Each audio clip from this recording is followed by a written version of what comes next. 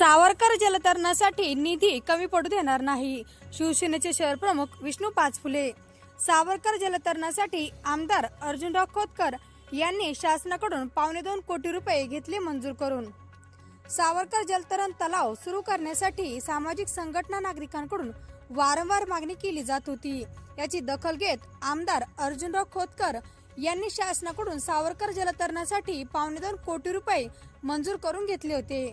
या जलतरणचे काम सुरू झाले असून आमदार अर्जुनराव खोतकर यांच्या वतीने सावरकर जलतरणासाठी निधी कमी पडू देणार नाही अशी माहिती शिवसेनेचे शहर प्रमुख विष्णू पाचफुले यांनी आज दिनांक 7 डिसेंबर रोजी सायंकाळी 6 वाजेच्या दरम्यान दिली आहे.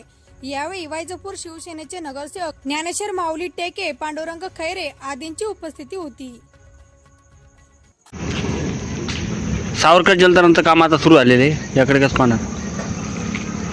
सावरकर जलतलावाचं काम माननीय आमचे नेते आपल्या जालना मतदारसंघाचे आमदार अर्जुनरावजी खोतकर साहेब यांनी मध्यंतरी 1,75,00,000 रुपये तलावासाठी आणले होते दुरुस्तीसाठी, आणि त्याचं आत्ता काम चालू झालेलं आहे असं वाटतं. काम लवकरात लवकर चालू होणार आहे आणि काम चालू होऊन त्या पैशात जेवढं काम होईल तेवढं तर करण्याचा आम्ही पुरा प्रयत्न करू. पण राहिलेला बी काही जास्त निधी तुम्ही मान्य अर्जुनराव खोतकर साहेब आता आमदार झालेले, त्यांच्या आमदार फंडातून व त्यांच्या निधीतून ते काम पूर्ण करण्याचा प्रयत्न करू. कारण की जालना शहरातल्या तमाम लोकांची इच्छा आहे की तो जलतलाव चालू झाला पाहिजे. आणि जालना शहरातल्या नागरिकांची जी समस्या आहे, आपल्या नेते खोतकर साहेब ह्या मतदारसंघाचे आमदार असल्यामुळं त्या ह्या तलावासाठी निधी कमी पडू देणार नाही अशी मी त्यांच्यातर्फे ग्वाही देतो.